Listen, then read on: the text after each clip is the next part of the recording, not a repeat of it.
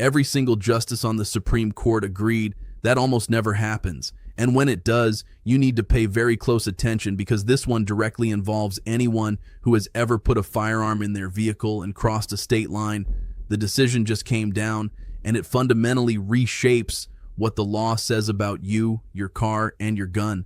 But there is a catch buried inside this ruling that almost nobody is talking about yet, and if you miss it, the protection this case offers you vanishes completely.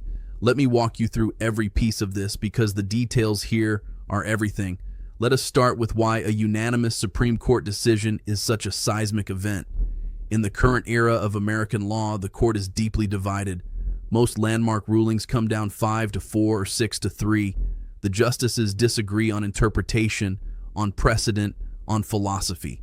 That is normal. That is how the system works. But 9-0 signals something entirely different. It means the legal question was so clear, so constitutionally unambiguous, that not a single justice could find a reason to dissent. That level of consensus on a firearms case has not happened in a very long time, and the fact that it happened here on this specific issue tells you just how broken the previous system was.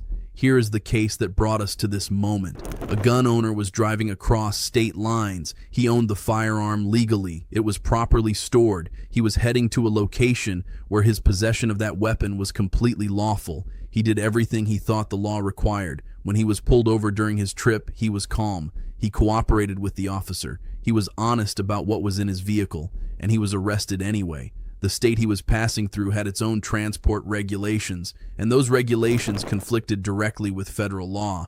The lower court sided with the state. The case climbed higher, and when it reached the Supreme Court, all 9 justices looked at the situation and delivered a ruling that could not have been more decisive. States cannot criminalize the transport of a firearm when the driver is complying with federal safe passage protections and traveling between 2 locations where the gun is legally owned. Full stop. No ambiguity. No wiggle room. But the constitutional questions underneath this ruling go much deeper than a single traffic stop, and understanding them is what separates someone who is truly protected from someone who just thinks they are. 2 pillars of American law were crashing into each other in this case. The first is the Second Amendment, which protects the individual right to keep and bear arms. The second is a federal statute called the Firearm Owners Protection Act, passed by Congress in 1986. That law exists for one very specific reason.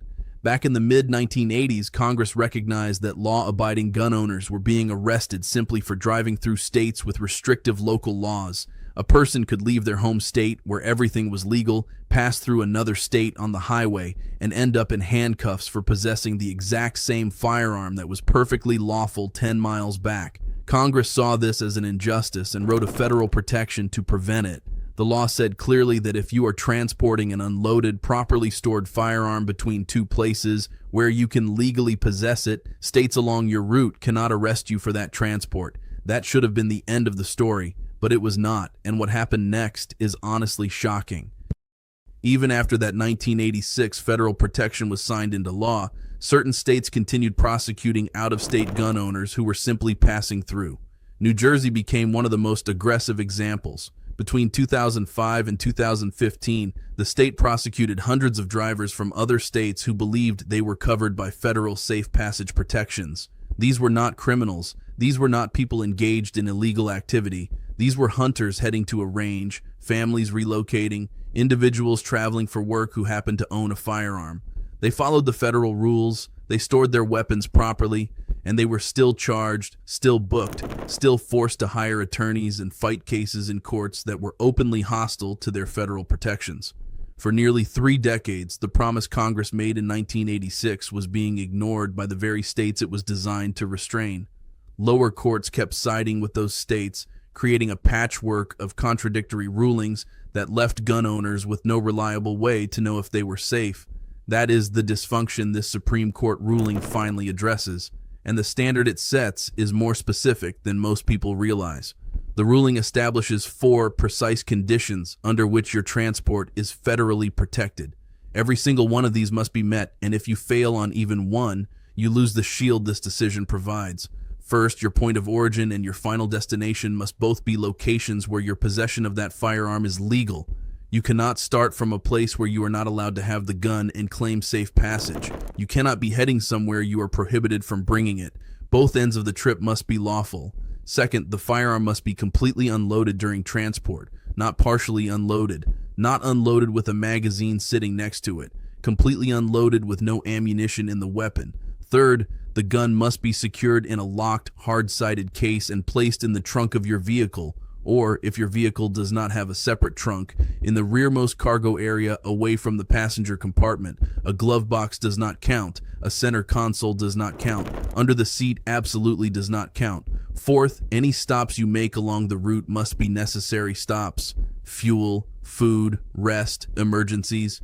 You cannot detour for hours of sightseeing or spend 3 days visiting friends in a restrictive state and claim you were just passing through. The stops must be reasonable and directly connected to the journey itself. Now consider the scale of who this affects. More than 40 million Americans transport firearms in vehicles every year. That includes people driving to hunting land, competitive shooters traveling to matches, families moving across the country, and individuals who simply keep a firearm for personal protection and need to bring it when they relocate or travel. Before this ruling, every single one of those people faced a legal minefield. Driving through one wrong state, even on a major interstate highway, could transform a completely legal trip into a felony arrest. The consequences were not theoretical. People lost jobs. People lost their firearms permanently. People spent thousands of dollars in legal fees defending themselves for conduct that federal law explicitly said was protected. This ruling draws the sharpest line the court has ever established between legal transport and criminal possession inside a moving vehicle. But, and this is where the gap exists that most people miss, knowing the rule and surviving a traffic stop are two entirely different skills. Let me tell you what this ruling changes at the street level, because this is where your daily reality intersects with constitutional law. Before this decision, officers in restrictive states could treat the mere presence of a firearm in a vehicle as grounds for a full search. No warrant needed, no evidence of a crime required. The gun itself was treated as probable cause. This ruling fundamentally disrupts that approach. A firearm being transported in compliance with federal standards is not, on its own, justification for a vehicle search. That is an enormous shift in how Fourth Amendment protections interact with Second Amendment rights during a traffic stop. But here's the problem nobody in the legal community wants to say out loud. As of the most recent data available, only about 35% of police departments in the United States had updated their vehicle search and seizure training within the previous 2 years. That means a significant majority of officers on the road right now are operating on training that predates this ruling. They may not know it exists. They may not understand its boundaries. They may default to the old standard simply because that is what they were taught. The law has changed at the highest possible level. Behavior on the ground always takes longer to catch up, and that gap between the ruling and the reality is where your preparation becomes your protection. Here is how this splits the public conversation, and it might not be the way you expect. Gun rights organizations are calling this a generational win. They point to more than 300 documented cases over the past few decades where law-abiding gun owners were arrested in transit states despite following every federal guideline.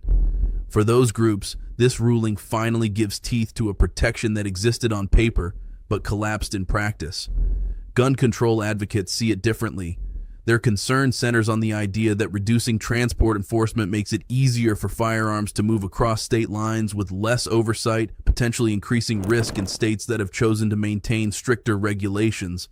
But something surprising happened in the legal commentary that followed. Several attorneys and constitutional scholars who strongly support tighter gun regulations publicly acknowledged that the legal reasoning behind this unanimous decision was solid. When every justice on the bench, including the most progressive members of the court, reaches the same conclusion, the constitutional foundation is exceptionally difficult to challenge. Both sides of the debate agree on one thing. This ruling will be tested and retested in courtrooms across the country for years. How individual states respond, whether they adjust their laws or attempt to find workarounds, will determine whether this protection holds or erodes at the edges. And that brings us to the part of this that matters most, what you actually need to do to make sure this ruling protects you. Before you leave your home, unload the firearm completely. Lock it in a hard-sided case. Place that case in your trunk or rear cargo area. Store your ammunition in a separate container, ideally in a different part of the vehicle. Then, and do not skip this step, look up every single state on your planned route. Confirm that your firearm ownership is legal at both your starting location and your destination. Do not assume, verify. If you are pulled over during your trip, keep your hands on the steering wheel. Stay calm. Do not make sudden movements. If your state requires disclosure or if the officer asks, speak clearly and slowly. Tell the officer you have an unloaded firearm secured in a locked case in your trunk and that you are traveling under federal safe passage protections. Use those exact concepts. Be specific, be calm, be direct. If the officer requests to search your vehicle, respond clearly. Say that you do not consent to any searches. Do not argue. Do not explain. Do not raise your voice. Simply state your non-consent and leave it there. If a search happens despite your refusal, do not physically resist. Continue to verbally state that you do not consent. The moment the stop ends, write down every detail you can remember: the time, the location, the officer's name and badge number, what was said, what was done. A legal review from 2022 found that drivers who clearly and calmly stated non-consent during an unlawful search had significantly higher rates of evidence suppression in subsequent court proceedings. Your words in that moment are not just polite objections, they are the foundation of your legal defense. This ruling from the highest court in the country has handed gun owners one of the most powerful transport protections in modern legal history. But that protection is not automatic. It does not activate just because you know about it. It activates because you followed every requirement, prepared for every scenario, and conducted yourself in a way that leaves no ambiguity about your compliance. The law now says you have the right to transport your firearm across state lines under federal standards without being treated like a criminal. But exercising that right safely requires you to be more prepared, more informed, and more disciplined than ever before.